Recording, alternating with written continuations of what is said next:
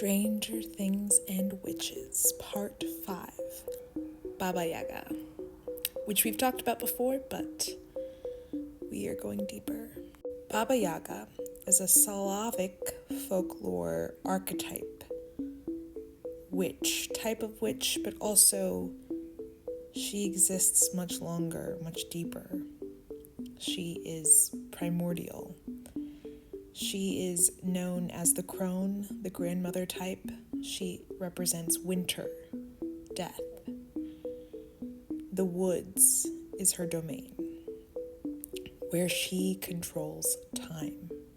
She also serves as a rite of passage for people in the in-between of childhood and adulthood, teaching them the value of taking care of oneself and others, domestic service, and growing up. Baba Yaga is known to test people. She often gives people trials and sees if they are forged in fire and become heroes, or they fail and are destroyed. There's the story of Vasilisa and the Beautiful and Baba Yaga. Vasilisa is kind of a Cinderella figure. She has a mother that passes away, and before her mother passes, she gives her a doll.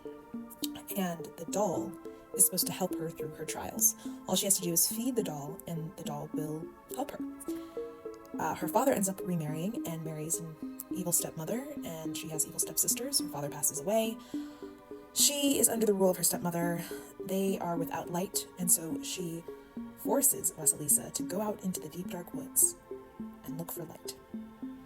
In order to get a light, Vasilisa must confront Baba Yaga.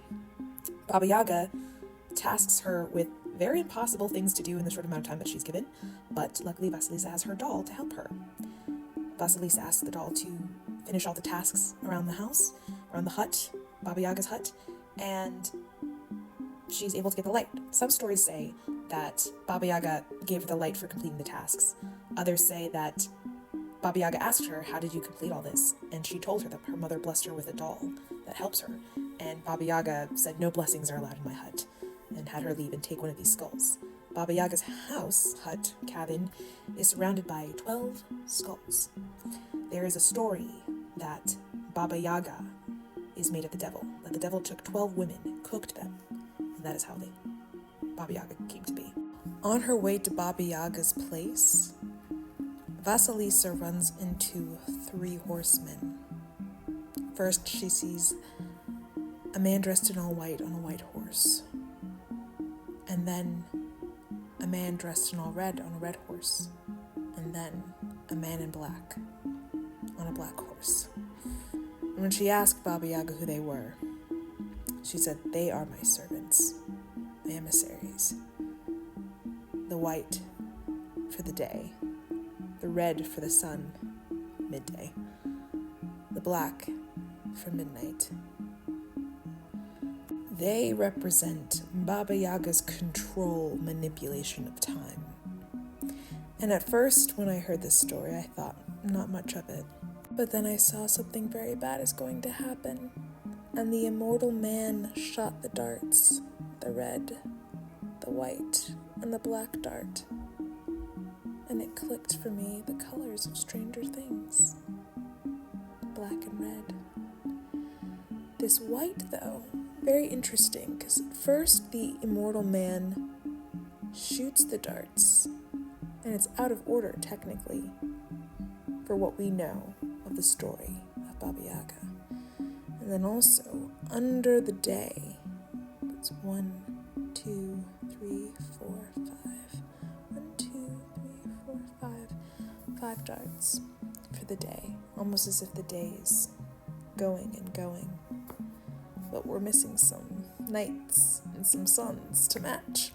There is something one must say in order to enter the hut of Baba Yaga. "O hut," they must say, "turn your back to the forest and your front to me." Only upon hearing these correct words will the house obey. With a great creaking and groaning of wood, it will turn on its great legs to face the visitor, lowering itself to the ground. The hut itself is the first test, a sentient gatekeeper that decides who is and who is not allowed to confront its fearsome mistress. This reveals the hut's deeper, symbolic meaning. It is a liminal space, a place that is neither here nor there. It exists on the very border between the world of the living and the land of the dead. The other world, known in Slavic folklore as the thrice 10th kingdom. Its ability to turn its back on the forest and its front to the hero is the literal turning of a key in a lock between two dimensions.